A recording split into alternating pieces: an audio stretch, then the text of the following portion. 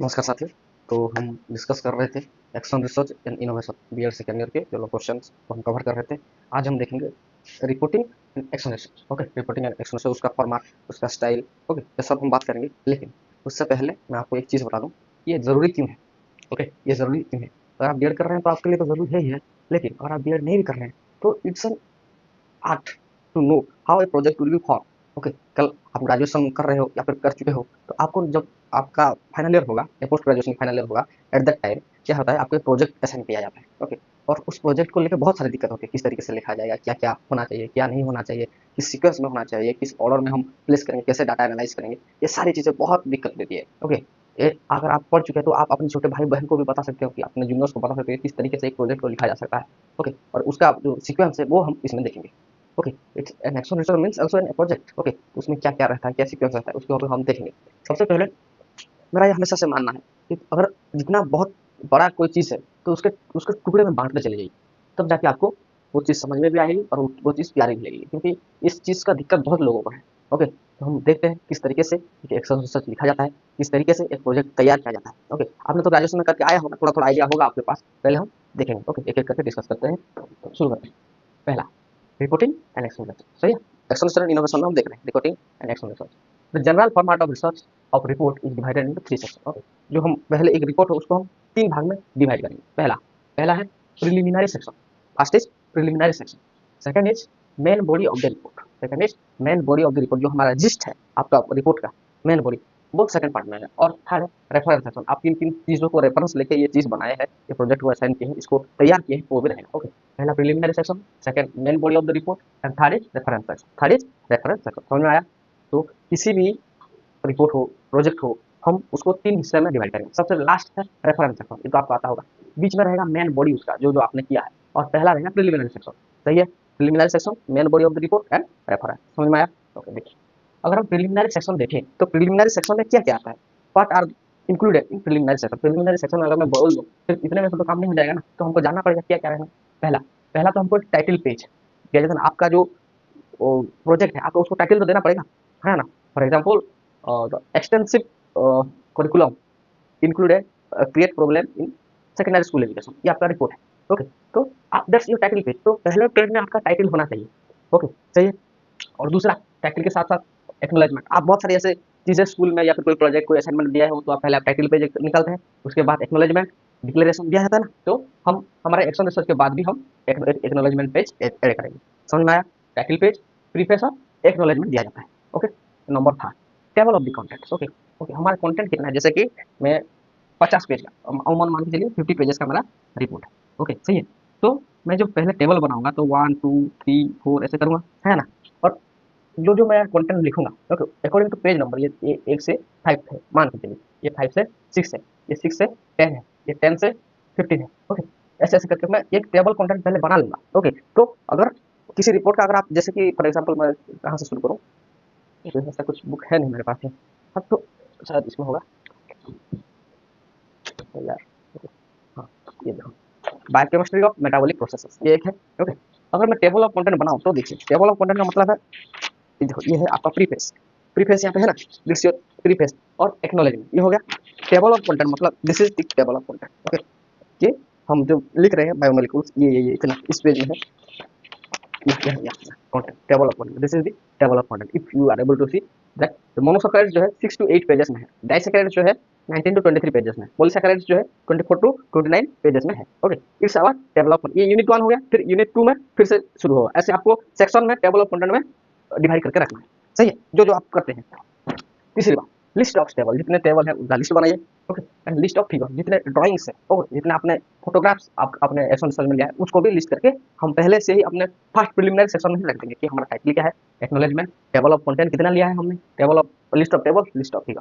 इसके दौरान क्या होगा, अगर कोई आया और आपका एक्शन रिसर्च रिपोर्ट पढ़ा तो वो देखना चाहे, वो पहले पेज में ही खुद कॉन्वर्सेशन, इसमें ये है, इसमें है, ये इसमें ये है, अगर वो जानना चाहते हैं कि वो फिगर्स आपने क्या लिया है तो वो उस पेज में जाके निकाल कर इजीली देख लेगा। समझ में आया। ये रहा preliminary section, it is very easy. Okay, of course शायद समझ में आया होगा, आई होप सो। ओके, तो देखिए, दूसरा है इंट्रोडक्शन। इंट्रोडक्शन में तो ये तो समझ में आया, इसको आप लिखिए। फिर है main body of the report. क्या है main body of the report. What is the main body of the report. Main body मतलब जो जिस्ट है, ओके, जो हमारा टोटल एक्शन रिसर्च है। अरे रेफरेंस तो एक पेज का लास्ट है, ये प्रिलिमिनरी सेक्शन में ये इसमें क्या है, ये तो कुछ नहीं, पहले स्टार्टिंग के 4-5 पेज है। जो मेन चीज है वो आपका main body of the report, समझ में आया। तो main body of the report में कितने डिवाइड में ये मैं चाहिए इसको, you know, okay, hope you right it. मेरे को थोड़ी जगह चाहिए इसीलिए प्रिलिमिनरी सेक्शन को भी मैं मैनेज कर रहा हूँ। ओके, तो हम पहले देखेंगे main body of the report. Main body of the report में सबसे पहले तो इंट्रोडक्शन रहेगा, दूसरे में रहेगा design of the story. Okay, design of the story. अरे आगे क्या है,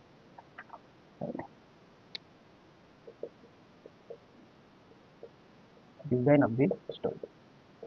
और डिजाइन ऑफ द स्टोरी में है पहला method and procedure used, method and procedure used. अब इस चीज को लिखते रहिए। तो दूसरा है tools of research, tools of research, technique of data collection, technique of data collection, ये दूसरा हो जाएगा। ओके, मेन बॉडी में। और तीसरे में होगा analysis and presentation of data, number 3 analysis presentation of data, analysis and presentation of data. इसमें क्या क्या आएगा, टेक्स्ट, टेबल्स एंड फिगर्स आएगा, टेक्स्ट, टेबल्स, यहाँ पे हो गया हो। ओके, दिख रहा है कि नहीं, मैं थोड़ा देख लेता हूँ। आ रहा है, ठीक है, तो पढ़ते हैं। और एक 4 है, ओके, और एक 4 है। हम जब पेन नहीं कर रहा हूँ, छोड़। Main body of the report क्या है, main body of the report में, ओके, आप ये मान के चलिए कि आप खुद एक प्रोजेक्ट बना रहे हैं। ओके, आप खुद एक रिपोर्ट बना रहे हैं, तब जो भी आप रिपोर्ट पे काम करेंगे, जो भी आप बनाएंगे, ओके, तो आपका तो स्टेटमेंट देना चाहिए ना, क्या प्रॉब्लम लेके आपने उस एक्शन रिसर्च को कंडक्ट किया है ना। तो पहला होगा हमारा स्टेटमेंट ऑफ द प्रॉब्लम। क्या होगा, statement of the problem. Okay, statement of the problem के बाद दूसरा पेज में हमारा होगा review of related literature. Review of related literature is the sum of your what project. Okay, जैसे कि आपने जो जो किया है उस चीज में, ओके, आप the review of literature means the sum of आपका जो रिसर्च है किस बेसिस पे है, क्या आप मैसेज कन्वे करना चाह रहे हैं, that's I for under the review of related literature. Review of related literature, इस वर्ड को ऐसे आप बहुत ज्यादा बाकी हो गए, ये मैं सोचता हूँ। Okay, review of related literature. Okay, पहला हम द प्रॉब्लम लिखेंगे, स्टेटमेंट ऑफ द प्रॉब्लम, दूसरा review of the related literature, and तीसरा ऑब्जेक्टिव ऑफ द स्टोरीज। क्या ऑब्जेक्टिव ऑफ द स्टोरी, ये हम एक एक करके फिर से डिस्कस करेंगे। पहले हम जान तो ले क्या क्या हमको करना है ना। ये आप क्या करेगा, एक पेज लेके एक फॉर्मेट बना के खुद चिपका लीजिएगा, ताकि आपको याद याद है किसके बाद में क्या, किसके बाद में क्या, है ना। देखिए, objective of the story number तीसरे में है, objective of the story. Number 4 is hypothesis of the story, जो हाइपोथेसिस आपने लिया है उसके पहले ऑब्जेक्टिव, ऑब्जेक्टिव के बाद हाइपोथेसिस, कौन सा हाइपोथेसिस आपने क्या लिया है उसके बारे में भी डिस्कस करेंगे, hypothesis of the story. And number 5 significance of the problem. Okay, जो प्रॉब्लम है उसका क्या सिग्निफिकेंस है, significance of the problem. Number 6 assumption and delimitation. Okay, आपने क्या एजम्पशन लिया है और क्या गलती हुई या फिर क्या सही हुआ। Okay, assumption and delimitation. Number 7 definition of important term, और आप उसके अंदर में जो जो इंपॉर्टेंट टर्म्स लेंगे उसको भी आप डिफाइन करते रहेंगे। ओके, चलिए, ये किसमें है, ये हमारे सबसे पहले इंट्रो पार्ट में, main body of the report में जो सबसे पहला पार्ट है इंट्रोडक्शन, उसमें हम पहले लेंगे statement of the problem, review of related literature, objective of the story, hypothesis of the story, significance of the problem, assumption and delimitation, and definition of the important term. Okay, सही है, ये हमारा intro है। हमने problem लिया, review of literature लिया, objective, hypothesis, क्या significance है, क्या क्या हमने एजम्पशन लिया है, और कुछ टर्म्स जो इंपॉर्टेंस है उसको भी हम यहाँ पे डिस्कस करेंगे। Hope you understand this. Okay, तो पहले इसको लिखिए, हाँ, इसको लिख लीजिए। फिर इंट्रोडक्शन के बाद सेकंड आएगा डिजाइन ऑफ द स्टोरी। हम किस तरीके से, किस मेथड से, किस प्रोसीजर से हमारी स्टोरी को कैरी ऑन किए हैं उसको हम दिखाएंगे। जैसे कि डिजाइन ऑफ द स्टोरी, इस main body of the report में ही हम है हम। Okay, main body of the report में पहला इंट्रोडक्शन खत्म किए, उसके बाद डिजाइन ऑफ द स्टोरी, जैसे कि मेथड एंड प्रोसीजर यूज, आपने कौन कौन से मेथड्स, क्या प्रोसीजर अप्लाई किया है टू स्टोरी दी एक्शन, वो आएगा।